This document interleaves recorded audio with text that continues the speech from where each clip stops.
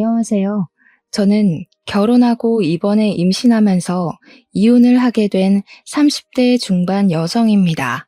제게 기가 막히고 서러운 일이 있어서 도무지 마음으로만 묻어두기 분하여 사연을 찾게 되었습니다.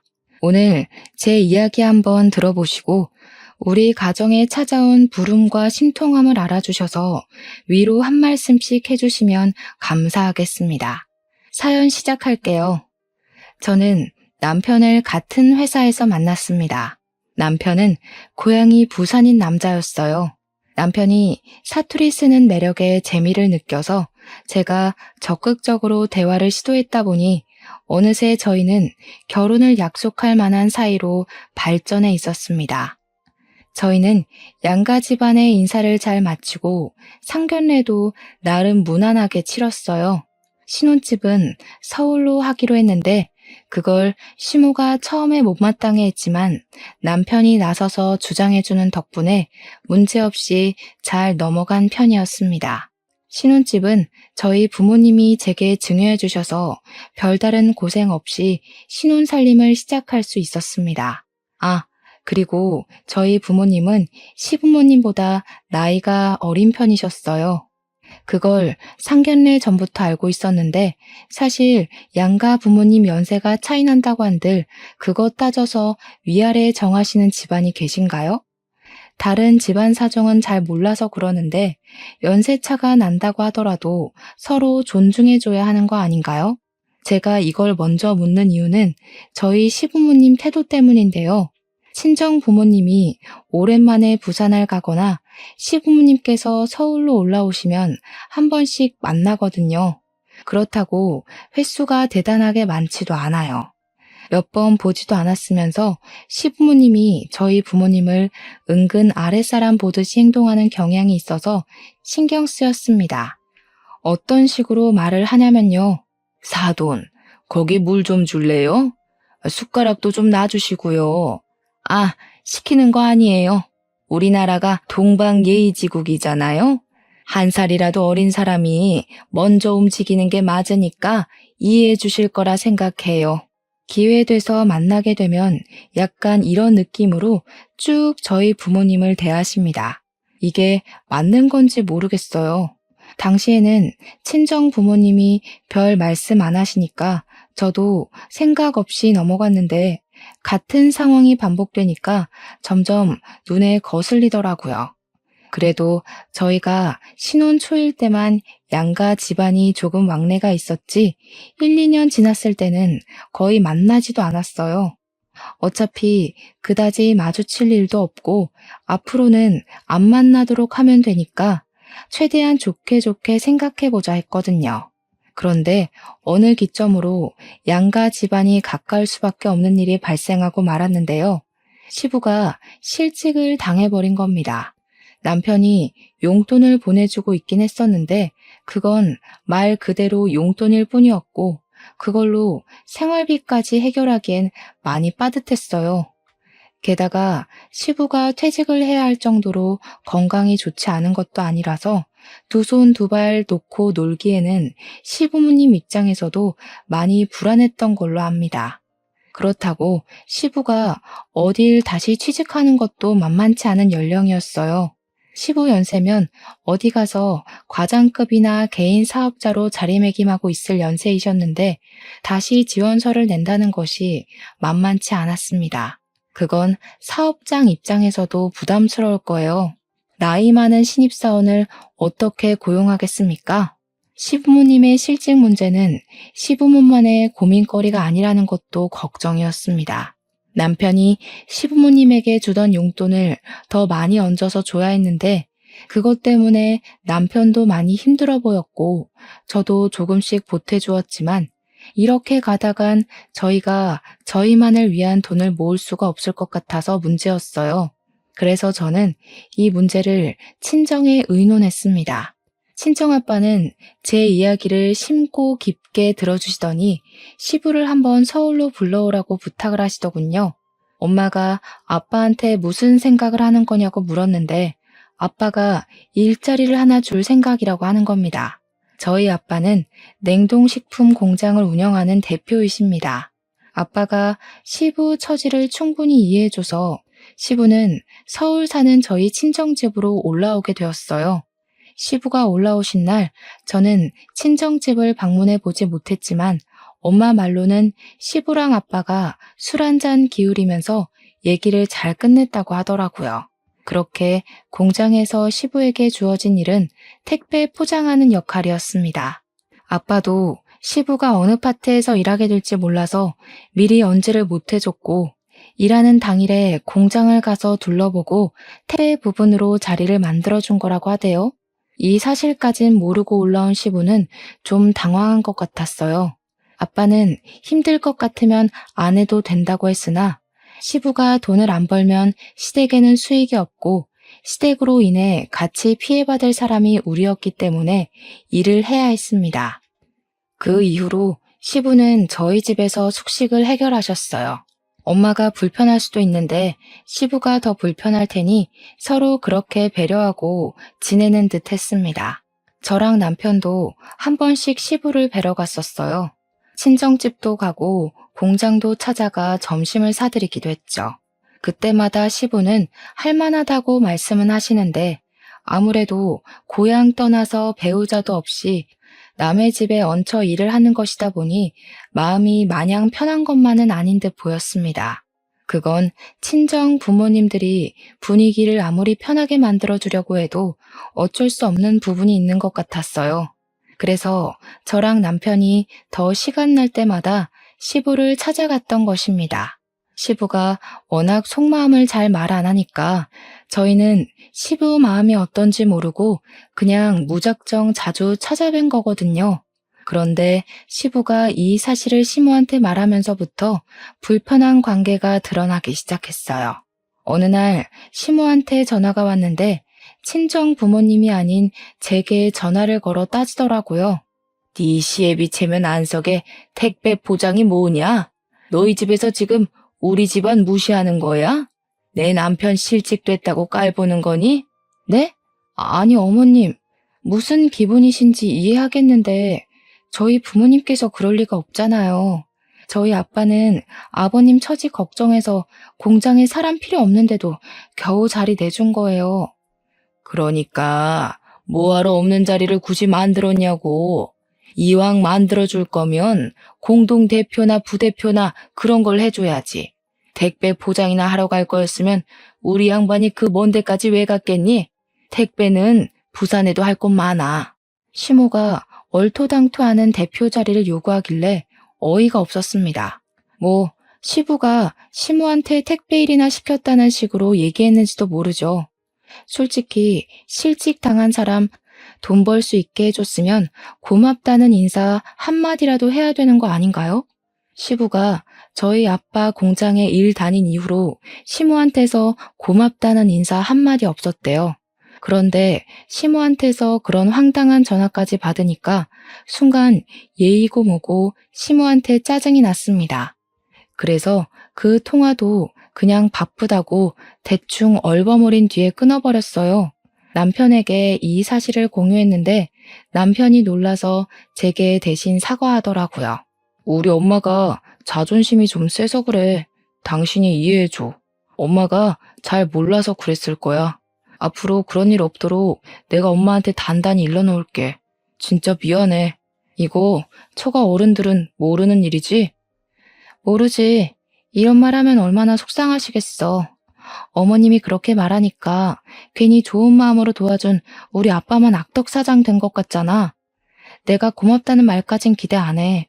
근데 대표 자리 달라고 하는 건 좀 아니지 않아? 알지. 진짜 미안해. 이건 내가 봐도 우리 엄마 실수가 맞아. 그러니까 처가 어른들께는 말씀드리지 말자. 내가 알아서 해결해 놓을게. 남편이 하도 사과를 하면서 면목없어 하길래 그나마 화를 풀 수 있었어요. 남편 아니었으면 생각하고 생각하다가 정말 시모한테 제가 다시 전화를 걸었을 수도 있었을 겁니다. 남편이 알아서 시모 입단속 생각 단속한다고 했으니까 그렇게만 믿었어요. 그리고 시부에게도 일에 불만이 있으시냐고 슬쩍 물어보려고 했는데 제가 말기술이 없어서 괜히 시비 거는 걸로 느끼실까봐 여쭤보진 못했습니다. 그런데 이렇게 참았더니 문제가 좋아지기는커녕 더 고조가 되는 일이 발생하게 되었는데요.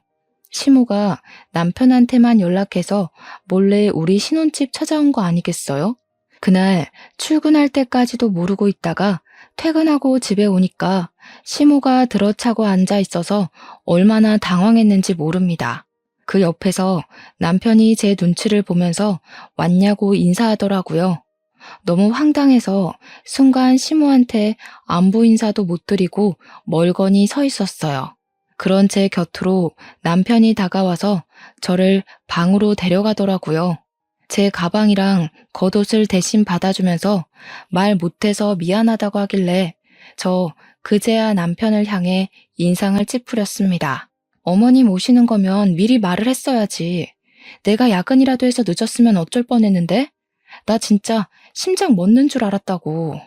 우리 집 지금 정리도 안 돼서 엉망인데 어머님이 이거 보고 뭐라고 생각하셨겠어? 도대체 무슨 생각으로 입 닫고 있었던 거야? 미안해. 엄마가 당신한테 말하지 말라고 하도 당부해서 말 못했어. 아무래도 아빠 일 문제 때문에 찾아오신 것 같아. 일 문제라. 시모가 시부 일하는 걸 어떻게 생각하고 있는지까지는 이미 알고 있었기에 그리 놀랍지는 않았는데 그거랑 말도 없이 집에 들이닥친 거랑 무슨 상관인지는 이해가 안 되었습니다. 남편한테 더 물을 수 없었던 건 갑자기 시모가 안방문을 열고 들어와서였어요. 시모는 집 쳐들어온 걸로 모자라 방까지 쳐들어오더니 참 속편한 소리를 해댔습니다. 예, 소독 부리는 거 없냐? 서울은 코로나 아직 심할 거 아니야. 여기서 걸려서 갔다가 괜히 고생하는 건 아닌가 몰라. 대체 얼마나 예의가 없으면 갑자기 방문한 사람 입에서 저런 소리까지 나오는지 모르겠더라고요. 남편은 옆에서 안절부절 못하고 있었고 저는 그제야 시모에게 인사를 드렸습니다. 연락 없이 갑작스레 오셔서 놀랐어요.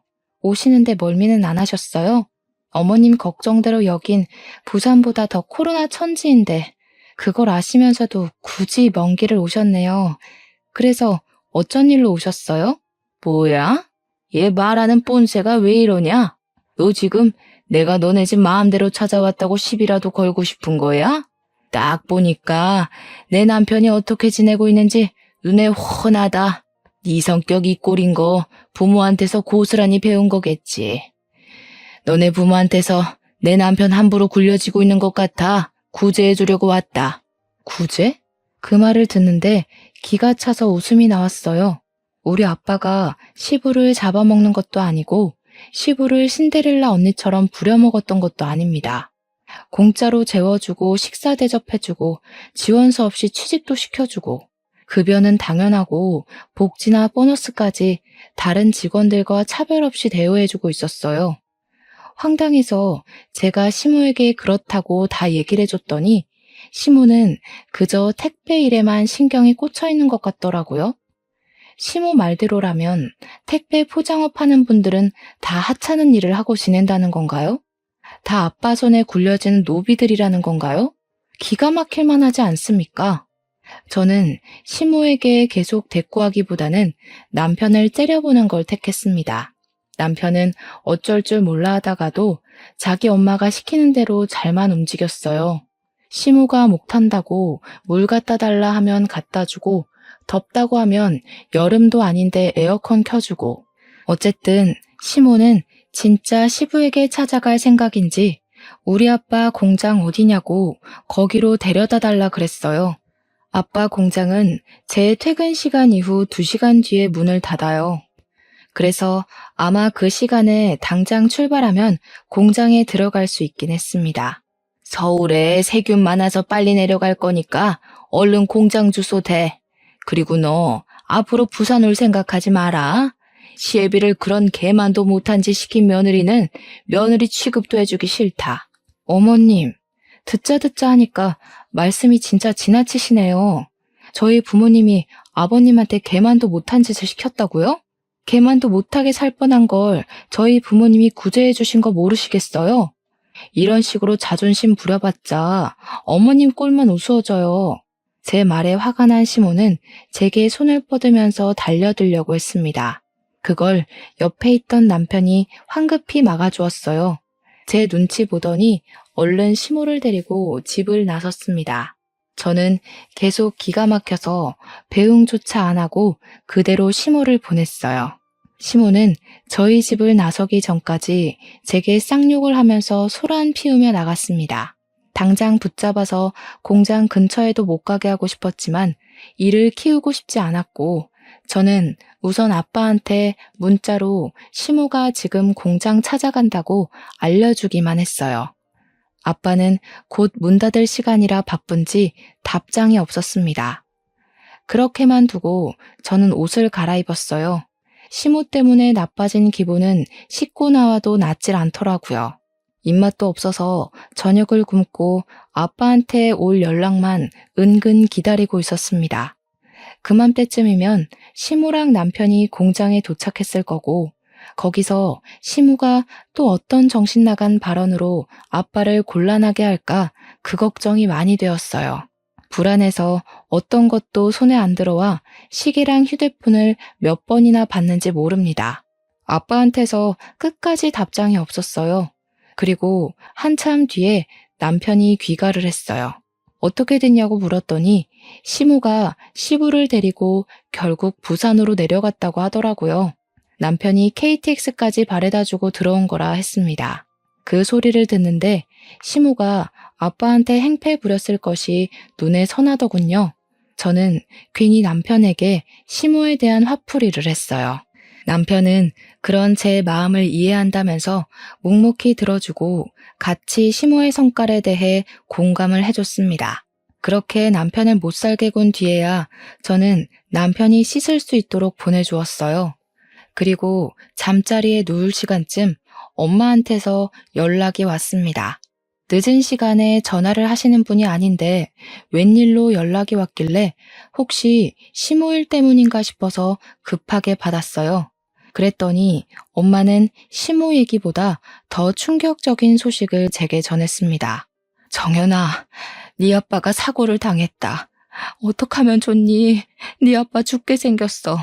엄마 지금 아빠랑 같이 병원에 있거든? 엄마 너무 무서워. 얼른 좀 와봐. 너무 놀라서 침대에서 벌떡 일어났습니다. 마찬가지로 잠자리에 누웠던 남편은 무슨 일이냐고 덩달아 놀라서 일어났어요. 마음이 급해서 옷 갈아입으며 남편에게 대충 설명을 해줬습니다. 그랬더니 남편도 빨리 옷을 갈아입고서 같이 병원으로 향했어요. 생명에 지장이 있을 정도로 위험한 사고를 당했다고 하니 아빠가 걱정되어서 병원까지 가는 내내 차에서 많이 울었습니다. 남편은 끊임없이 저를 진정시켜주며 괜찮을 거라고 달래었어요. 남편이 주는 위로에 기대어 떨리는 심장을 겨우 진정시켰죠. 병원을 갔더니 수술실 앞에서 주저앉아 있는 엄마를 보았습니다. 엄마한테 도대체 이게 다 무슨 일이냐고 아빠가 무슨 사고를 어떻게 당한 거냐고 물어봤어요. 제 질문에 엄마는 울부짖으면서 아빠가 추락사고를 당했다고 말해주었습니다. 추락사고라니 도대체 어쩌다가 그랬는지 너무 뜬금없는 사고라서 이해는 안 되었지만 상황 심각하다는 건 충분히 알 것 같았어요. 그리고 그 심각한 상황은 결국 최악의 결론을 만들어 주었어요. 의사가 수술 도중에 나오더니 아빠가 끝내 사망을 하게 되었다고 전해주는 겁니다. 그대로 무너진 엄마는 통곡을 하다가 기절까지 해버렸어요. 저 또한 세상 무너질 것처럼 눈물을 흘렸고 남편이 착잡한 심정으로 저랑 엄마를 챙겨주었습니다. 허망했어요. 저희 아빠가 그렇게 일찍 단명하실 분은 아닌데 왜 하늘은 착한 우리 아빠를 일찍 데려가셨나? 그 하늘 아래 살고 있는 신세가 너무 싫었습니다. 공장은 부대표로 있던 분이 임시 대표를 담당하게 되면서 문제없이 돌아가고 있었어요. 계획에도 없던 장례식을 갑자기 준비하면서 저랑 엄마는 입관 이전에 아빠 봤었는데 아빠의 사망 당시 모습을 그대로 봤다 보니 얼마나 아프게 돌아가셨는지가 가늠이 되더라고요. 친정과 연락을 종종 하긴 했어도 매일 친정집을 찾았던 것이 아니라서 아빠 얼굴을 본 지도 꽤 됐었어요. 그런데 오랜만에 보는 아빠 얼굴을 이렇게 싸늘한 주검으로 마주해야 한다니 이성을 놓고서 오열을 했었네요. 그 자리에서 엄마는 또 기절하는 참상을 보였어요. 119가 출동하고 그 때문에 남편과 다른 지인들이 저를 붙잡고 아빠한테서 떨어뜨려 놓으려고 할 땐 저마저도 기절을 해버릴 만큼 울었습니다.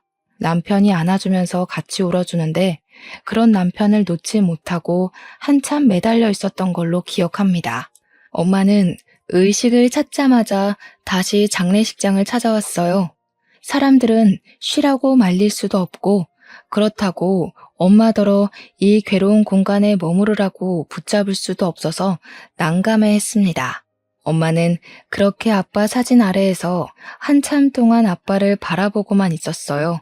그 사이 남편은 복지사와 함께 복잡한 절차를 다 마치고서 시부모님과 통화를 하러 자리를 비웠습니다. 저 또한 엄마 곁에서 아빠 사진만 보며 다른 일은 아무것도 신경 쓰지 못하고 서 있기만 했네요. 잠시 자리를 비웠다가 돌아온 남편은 제게 시부모님과 연락이 안 된다는 말을 전해왔어요.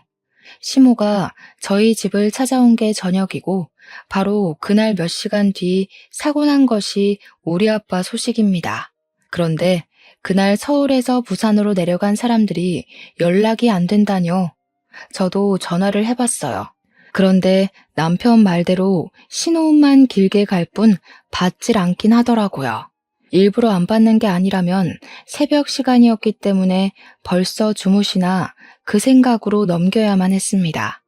당시에는 시부모님 신경 쓸 겨를이 없어서 정신없이 첫째 날을 보냈어요. 그리곤 남편한테 연락을 받은 건지 다음날 시부모님이 지방에서 올라와 뒤늦게 빈소에 합류하셨습니다. 근데 오자마자 시모가 내뱉는 첫마디가 많이 당황스러웠어요. 아유, 방을 구석에도 잡았다. 다리 아픈 사람들은 오지도 못하겠어. 여기 방석 좀 갖다 줘요. 조금만 앉았다가 일어나야겠네. 시모는 도착하자마자 저희 식구나 아빠한테 인사를 하지도 않더니 자기 다리 아픈 것만 칭얼거렸습니다. 시부가 눈치 보면서 시모를 말려주는 덕에 제가 화를 참았어요. 남편도 제 눈치를 계속 봤고요.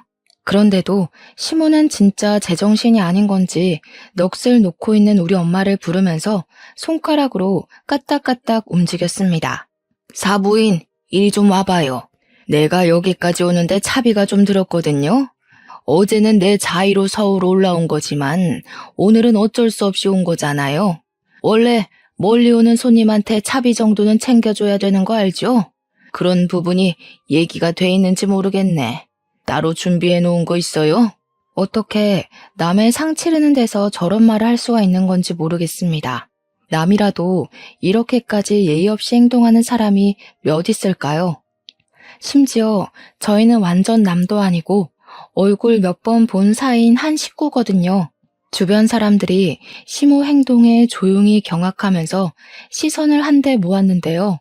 자기만 뭐가 잘못된 건지 모르던 시모가 이제 주변 사람들한테까지 시비를 걸더라고요. 뭘 그런 눈으로 쳐다봐요? 내가 뭐 틀린 말 했어요? 다들 좀 솔직해집시다. 시간 내서 와주고 부조금도 내는데 먼 곳에서 오신 분들 차비 정도는 여기서 해줘야 되는 거잖아요. 더는 참을 수가 없었습니다. 저는 참지 못하고 시모에게 버럭 언성 높이며 다가갔어요. 이봐요 어머님, 지금 그게 사람이 할 소리예요? 돈 아까우면 오지 말지 그랬어요. 그리고 우리 엄마한테 동생 부르듯 그렇게 행동하지 마시죠. 누가 사돈 되는 사람을 그런 식으로 대해요?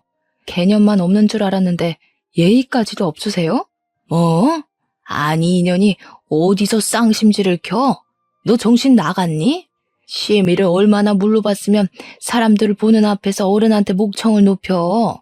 지혜비 죽더니 간땡이가 부었나? 이젠 고인까지 모욕을 하는 시모 태도에 저는 화가 나서 시모 멱살까지 잡고 부들부들 떨었어요. 표독스럽게 노려보는 얼굴을 제 두 손으로 다 뭉개버리고 싶을 만큼 분노했습니다. 간땡이는 그쪽이 부었겠지. 그러니까 지금 상황이 어떤 줄도 모르고 간이 배 밖으로 나온 짓을 하는 거 아니겠어? 내가 살다 이렇게 무례하고 생각 없는 사람 처음 본다. 당신이 아무리 허풍 부려봤자 우리 집안 발밑도 못 따라올 형편이야. 시어머니 대우는 뭐 개나 소나 받는 줄 아나 봐? 분수도 모르고 욕심만 가득한 이 아줌마야. 시모는 제 말대꾸에 덤벼들지 못했어요. 제가 반말을 한다는 것 자체만으로 얼굴이 시뻘개질 만큼 화나서는 결국 손으로 해결하셨습니다. 제 뺨을 내리친 거죠. 그것에 사람들도 다 놀라서 저희를 말리기 시작했고 엄마가 뒤늦게 허겁지겁 달려와 제 앞을 막아섰습니다. 남편이 시모를 저지시키면서 시모를 밖으로 밀어내려고 했어요. 그때 엄마가 서름에 복받쳐서 시모를 향해 큰 소리를 쳤습니다. 불쌍해서 도와줬더니 은혜도 모르고 감히 내 딸을 쳐요? 꼴도 보기 싫으니까 다시 부산으로 꺼지세요. 거지 같은 년 얼굴 마주보는 거 저도 끔찍합니다. 다시 한 번 더 우리 딸 앞에 얼굴 비추면 그 눈깔 다 파버릴 거야. 엄마가 우라통이 치밀어 말 가리지 않고 소리치자 시모는 그게 그리 자존심이 상했는지 남편을 뿌리치고는 신발장 쪽에 서서 우리 엄마한테 삿대질을 하기 시작했어요. 뭐라고요? 내 딸이 고생해가면서 기꺼이 찾아왔더니 뭐? 신부만 고약해가지고 죽은 남편이 참으로 자랑스러워하겠네요. 네 남편은 너 때문에 지옥 갈 거다. 정말 정신 나간 사람인 줄 알았습니다. 결국 사람들의 원성 때문에 시모는 더 말하지 못하고 시부랑 남편에게 끌려나갔어요. 시부모님은 아빠에게 인사드리지 못하고 부산으로 돌아간 듯 했습니다. 우리 아빠가 고작 저런 사람들을 위해 선심을 써줬다는 것이 너무 비통했고 저런 사람들을 돕기 위해서 부모님께 의논을 했던 제 자신도 원망스러웠어요.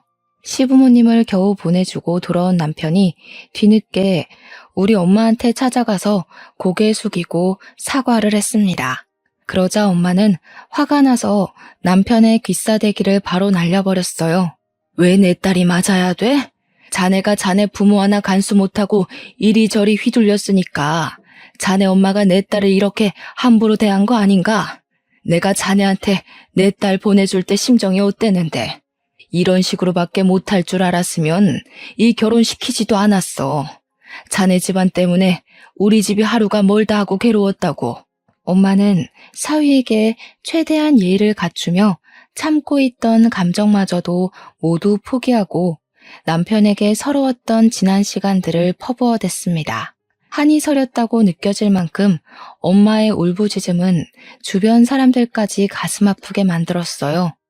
엄마는 아빠의 죽음을 남 탓하고 싶지 않았지만 누구라도 탓하고 싶어서 그걸 남편에게 다 풀어냈고 남편한테 너네 집안 때문에 우리 집이 망했다 라고 그렇게 원망을 하셨어요.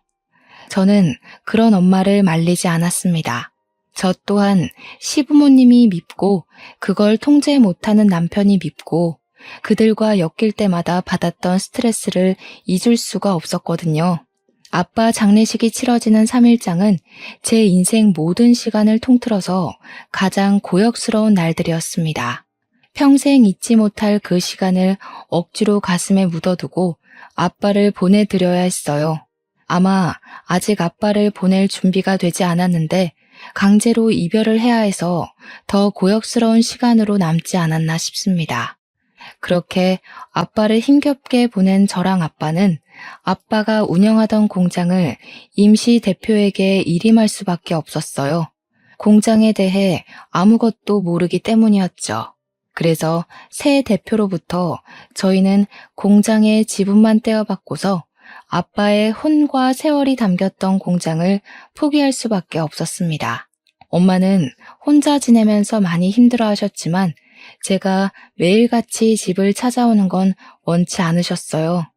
제 생활을 존중해 주려는 엄마의 마음이 제 발목을 더 붙잡는다는 걸 모르고 착한 엄마는 계속해서 제 마음만 고려해 주려 하셨습니다. 아빠가 떠난 후로 저와 엄마의 시간은 느리게 흘러갔어요. 그럼에도 저는 저대로, 엄마는 엄마대로 다시 세상의 흐름에 발맞춰 나갈 수밖에 없었습니다. 그러던 어느 날 공장에서 엄마한테 연락이 갔고 사무실에 있는 아빠의 유품을 챙겨달라는 연락에 엄마가 공장을 방문했다고 했습니다. 그리고 그날 엄마가 제게 전화를 걸었어요. 저 근무 중이었는데 엄마가 반차 쓰고 빨리 공장 좀 와보라고 하더라고요. 엄마가 제게 반차를 강요했던 적은 처음이라서 저는 되묻지 않고 황급히 반차 처리를 했습니다. 회사 일을 급히 마무리하고 공장을 찾아갔어요. 아빠 사무실 들어갔더니 엄마가 아빠 사무실 책상 앞에 앉아서 컴퓨터를 보고 있더라고요.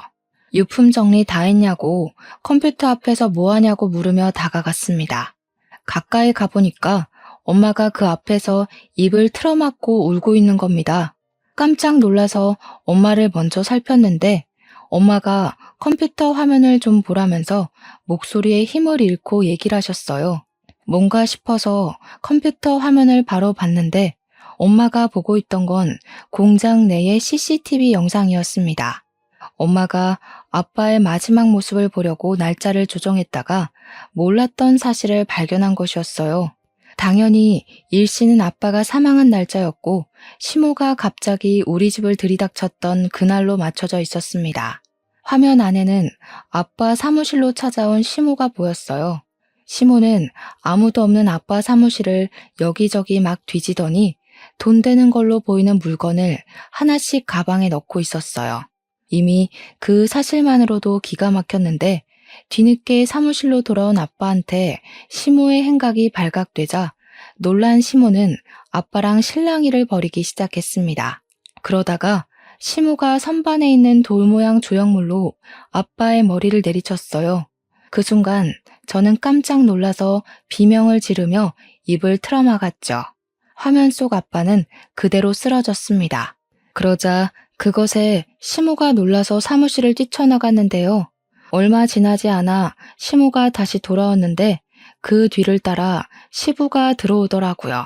그리곤 시부모님 둘이서 쓰러진 아빠를 살피더니 시부가 일어나서 바깥의 망을 잠깐 보는 겁니다. 사람이 의식을 잃었으면 빨리 119 신고를 해야 되잖아요. 근데 시부는 그대로 사무실 문을 닫더니 사무실 문을 잠그기까지 했어요. 안절부절 못하는 시부에게 조용히 하라는 손짓을 하다가 시부가 자기 양말을 벗어서 아빠 얼굴에 흐르는 피를 급히 닦기 시작했습니다. 한참을 그렇게 움직이다가 아빠를 끌어서 소파에 뉘었어요. 마치 사람이 자는 것처럼 보이도록 자세를 고쳐주었죠. 그러고는 둘 다 사무실 밖으로 도망을 쳤습니다. 너무 충격적인 장면이라서 저도 엄마처럼 입을 틀어막고 울었어요. 다리에 힘이 풀려 주저앉고 말았고 아빠 생각이 다시 치밀어 올라서 괴로웠습니다. 아빠가 어떻게 추락사고가 일어난 건진 모르겠지만 원인 제공을 한 사람이 시부모님이라고 봤기 때문에 바로 112 신고를 했어요. 시부모님을 고소할 작정으로 신고를 한 거였고 CCTV 영상을 증거로 제출했습니다. 남편한테는 말해줄 여력이 없어서 못했어요. 나중에 남편 퇴근하고 집에 오면 그때 말해줄 생각이었습니다. 그리고 저는 이미 이혼을 마음먹은 상태였죠. 제가 남편과 이혼하지 않는 이상 시부모님과 가늘게라도 인연이 묶여 있어야 한다는 건데 그 사람들을 볼 때마다 떠오를 아빠 모습 때문에 일상을 살기 힘들 것 같았거든요. 어떻게 볼 때마다 죽이고 싶은 사람과 한 울타리 안에서 가족을 하고 살겠습니까? 이미 아빠 장례식도 시가에 많이 실망한걸요. 남편은 그것 때문에 제가 이혼하자고 할까봐 그 뒤로 거의 매일을 죄인처럼 살고 제게 빌었었어요. 시부모님 잘못인데 남편이 그렇게 저한테 빌 때마다 한편으론 안쓰럽기도 했습니다. 부모 잘못 만난 죄로 남편은 평생 가시방석처럼 살게 된 셈이잖아요. 그런 남편이 안쓰러워서 이혼을 고심하긴 했었지만 CCTV 영상에서의 시부모님 행동은 남편이 앞을 기면서 붙잡아도 넘어가 줄 수 없는 문제라고 생각했어요. 그래서 이혼 합의서도 미리 준비했고 그렇게 남편이 퇴근하기만을 기다렸죠.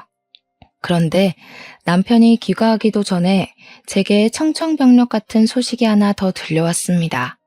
제게 연락이 온 건 다름 아닌 경찰이었어요. 경찰 쪽에서 말을 해주길 저희 아빠의 사고가 시부모님의 짓만이 아니었다고 말하더라고요. 그러면서 경찰이 제게 남편이 뭐 하는 사람이냐고 묻는 겁니다. 그 순간 왠지 모를 쎄한 기분이 느껴졌어요. 설마 하는 마음으로 내 남편은 일반 회사원이라고 말했더니 경찰이 제게 웬 녹취록 파일을 보내줬습니다. 그리곤 남편이 현재 어디 있는지 아냐고 물었어요. 아직 파일은 보지 못했지만 남편에게 제가 모르는 비밀이 있다는 걸 직감했습니다. 남편은 근무 중이라고 전해줬고 경찰과 전화를 끊은 뒤에 저는 녹취록 파일을 재생해봤어요. 장인어른, 공장 저 물려주세요. 장인어른 집안에 아들 없잖아요. 제가 대신 아들 노릇하면서 공장 더 크게 키워보겠습니다. 그 얘기는 진작에 안 된다고 하지 않았나? 됐네. 이미 부대표 있고 또 나는 이 공장을 크게 키울 생각이 없어. 진짜 세상 물정 모르시는 거예요. 장인어른 공장 여기서 더 키우면 웬만한 재벌처럼 성장할 수 있다고요. 언젠가는 누구 물려줘야 할 텐데 남 주는 것보단 식구가 이어받는 게 낫지 않아요? 계속 했던 말 또 하게 하네. 자꾸 이러면 나 정연이한테 얘기할 수밖에 없어. 자네랑 정연이 사이 괜히 문제 안 만들고 싶어서 참아주는 거야. 그만 선 좀 지키지 그래. 나도 점점 참기가 힘들어지는데. 딸 걱정은 그렇게 하는 게 아니에요. 저희가 월급만 받아서 언제 돈 모으고 애 키우고 하겠어요. 장인어른, 딸을 위해서라도 공장 저 주셔야 된다고요. 공장 주는 게 싫으시면 그 공장 팔고 저랑 다른 사업 시작해보시는 건 어때요? 경찰이 보내준 파일은 남편과 아빠의 통화 내용이었습니다. 남편이 아빠랑 이렇게 많은 통화를 하고 지냈다는 걸 전혀 몰랐어요. 파일 일자들을 보니까 남편이 저희 아빠에게 주기적으로 전화를 한 것 같더라고요. 그리고 전화의 모든 녹취 내용에는 공장 재산 얘기가 빠지지 않았습니다. 순서대로 들어보면 아빠는 처음부터 남편의 제안을 단호하게 거절했고 남편은 날이 갈수록 예민해지고 버릇없는 말투를 만들어갔어요. 이것만으로 이미 충격인데 경찰이 제게 녹취뿐만 아니라 어떤 영상까지 보내놨더라고요. 이미 심장은 뛸 수 있을 만큼 최대치로 뛰기 시작해서 영상을 누르는 손가락을 망설이게 되었습니다. 그래도 확인했죠. 남편이 시부모님과 다를 바 없는 사람이라는 걸 녹취 파일로 알았더라도 영상은 봐야 했어요. 그 영상은 제가 지난날에 엄마랑 같이 봤던 CCTV 영상이었습니다. 그런데 영상 내용은 엄마랑 같이 봤던 시간대와는 좀 달랐어요. 저희는 시부모님이 사고를 치고 도망치는 것까지만 봤었는데 경찰이 보내준 영상은 저희가 본 부분으로부터 50분 정도 뒤의 영상이었어요. 영상 속에서 아빠는 여전히 소파에 누워있는 채로 영상이 시작되었는데요. 잠자코 지켜보는데 텅 빈 사무실에 갑자기 남편이 나타나더라고요. 남편은 누구랑 통화를 하면서 아빠 사무실로 들어섰습니다. 추측하건대 그 전화는 시부모님 둘 중 한 분이지 않을까 싶었어요. 그날 남편이 시모를 공장까지 태워주었고 공장에서 나온 시부모를 KTX까지 바래다 주었다고 했거든요. 남편이 저희 아빠 사무실에 나타났다면 시부모님도 분명 주변 어딘가에 숨어 있을 거란 생각이 들었어요. 남편은 전화를 끊자마자 아빠의 상태를 살피더니 한숨을 쉬는 듯 했습니다. 그리곤 아빠를 가만히 바라보다가 들쳐 엎더라고요. 그때까지만 해도 남편을 믿고 싶었어요. 하지만 남편이 사무실 입구가 아닌 창문 쪽으로 가는 걸 보고 저도 모르게 눈물이 흘렀습니다. 그곳은 사각지대라서 카메라가 안 닿는 곳이에요. 그런데도 남편이 무슨 짓을 했는지 예상이 되더라고요. 다시 화면에 비친 남편의 모습은 역시 아빠 없이 혼자였습니다. 그 뜻은 남편이 저희 아빠를 창문 밖으로 던져버렸다는 증거물이나 다름없었어요. 중간에 예상을 했음에도 남편 홀로 사무실을 빠져나가는 모습에 너무 놀란 저는 주저앉아 버렸습니다. 엄마한테는 알리고 싶지 않았는데 경찰이 엄마한테 먼저 연락하고 저한테 연락한 거더라고요. 제가 엄마를 찾아갔을 때 엄마는 역시나 방구석에서 오열을 하고 있었고 저는 그런 엄마를 부둥켜 안으면서 한참을 같이 울었어요. 그리고 엄마한테 사과했어요. 형편없는 사람이랑 엮어서 엄마한테 소중한 아빠를 잃게 만들었다고. 너무 죄송하다고 용서를 구했습니다. 엄마는 제 용서에 대답도 못하고 하염없이 울기만 했어요. 더 이상은 그 사람들로부터 고통받고 싶지 않아서 돈을 좀 써서 유능한 변호사를 구했습니다. 빨리 구속 처리 부탁한다고 최고 형량으로 때려달라고 경찰이랑 변호사에게 사정을 했죠. 경찰은 당연히 시부모님뿐만 아니라 남편까지 연행을 하였어요. 남편이 구치소로 옮겨지기 전 저는 미리 그곳을 찾아가 남편을 기다렸습니다. 남편과 마주치자 머리부터 발끝까지 소름이 돋았어요. 아빠 수술실 앞에서, 아빠 장례식에서 누구보다 저랑 엄마에게 위로가 되어주고 곁을 지켜줬던 사람이 사실은 우리 아빠를 돌아올 수 없는 곳으로 보내버린 장본인이었다는 것이 끔찍하게 소름이었습니다. 우리 아빠를 자기 손으로 보내놓고 우리 아빠 입관식 때 같이 울었다는 것이 미치게 혐오스러웠어요. 그런데 여기서 저를 더 절망하게 만든 사정이 하나 더 있어요. 아무래도 제가 이 사람들을 저희 집으로 끌어들인 것이 지나치게 큰 죄였던 거겠죠. 이맘때쯤에 알게 되었습니다. 제가 임신을 하게 되었다는 것을요. 증오한 집안의 핏줄을 갖게 된 것이 마치 발목 잡힌 기분이라서 괴로웠지만 한편으로는 아무 죄 없는 제 자식에게 미안하기도 해서 혼란스러웠습니다. 제게 이런 복잡한 심경을 안겨준 남편이 더 싫어졌어요. 저는 남편한테 달려가 사정없이 주먹을 날려버렸습니다. 귀싸대기로는 분이 안 풀릴 것 같아서 강냉이 하나 정도는 털어버리고 싶었어요. 하지만 여자 손으로 뭘 얼마나 힘을 줄 수 있었겠습니까? 남편 입술을 터뜨릴 수 있었어도 이빨까지는 날리지 못했네요. 저는 아무 말도 안 하고 고개만 숙이고 있는 남편을 향해서 마지막 작별 인사를 해줬어요. 나는 평생 너 같은 쓰레기를 못 잊고 살 거야. 그러니까 너도 절대 네가 저지른 죄 잊지 말고 평생 살인자로 살아. 출세할 생각은 꿈도 꾸지 마. 내 목숨 걸고 네가 다시는 하늘 못 보게 살게 만들 거야. 설령 네가 기적처럼 출소한다고 해도 감빵 인생보다 더 숨막히게 만들어줄 거니까 각오해. 남편은 제게 끝까지 아무 말도 하지 못했고 더러운 눈물만 보인 뒤 경찰에게 끌려갔어요. 저는 끝까지 남편에게 아이의 존재를 밝히지 않았습니다.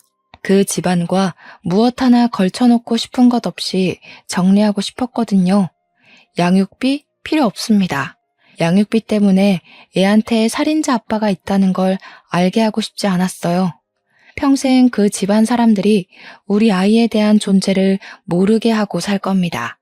그렇게 시가 사람들 셋은 징역을 살게 되었습니다. 시부모님 둘은 상해치상죄로, 남편은 살인죄로 구속되었어요. 시부모님은 살인까진 아니어서 몇 년 살다가 다시 나오겠죠. 그때 돼서 뭘 하겠습니까? 이미 늙어서 들어간 몸, 출소해봤자 더 늙어 나와서는 돈도 없이 노숙자 신세로 전전해야 할 텐데 제발 그들이 마지막으로 눈을 감을 때 우리 아빠보다 더 쓸쓸하고 비참하게 죽어버리길 바랄 뿐입니다. 저는 신혼집을 정리하자마자 엄마랑 같이 이사 준비를 했어요. 남편으로부터 받은 위자료와 아빠의 사망보험금, 아빠의 공장 지분 등 엄청난 부를 가지고 지방에 가기로 했습니다. 아빠가 살아계실 때 엄마한테 그런 말을 했었대요. 돈 벌 만큼 벌어서 일에서 손 떼고 경치 좋은 곳으로 가 노후를 즐기자고요. 엄마는 아빠가 늘 곁에 함께 한다고 생각을 해서 그 약속 또한 지키고 싶대요. 저도 안 좋은 추억이 깃들어버린 서울에 머물고 싶지 않아서 과감하게 이직을 택했습니다. 저희는 제주도로 이사를 가요.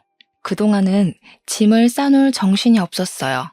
오늘 이렇게 사연을 쓰게 된 건 친정집에서의 마지막 하룻밤이기도 했고 컴퓨터 앞에 길게 앉아 있을 수 있는 시간이 지금밖에 안 될 것 같아서 올려봅니다. 제주도에서 살게 되면 아빠가 한 번쯤은 엄마랑 제 곁에 머물다 가는 날이 있겠죠? 불쌍하게 떠난 우리 아빠. 저 결혼할 때 잘 키워놓은 딸 보낸다고 아쉬워서 몰래 울던 우리 아빠. 아빠가 너무 보고 싶네요.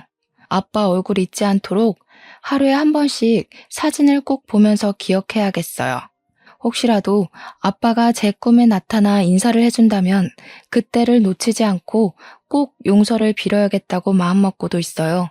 저는 여전히 황망하게 떠난 아빠의 사고가 제 탓이라고 생각하고 있고 죽을 때까지 이 죄책감을 놓지 못할 것 같아요. 죄책감을 놓는 것도 아빠에게 죄를 짓는 것 같아서 이러지도 저러지도 못하겠네요. 그래도 제가 기운을 차려야 엄마 마음을 다독여줄 수 있고 저 또한 한 아이의 엄마로서 우리 아이에게 새로운 세상을 만들어줄 수 있지 않겠습니까? 이 아픔 잘 극복해서 다시 건강한 일상을 찾을 수 있도록 노력하겠습니다. 제 사연 들어주셔서 감사하고 항상 건강하셨으면 좋겠어요.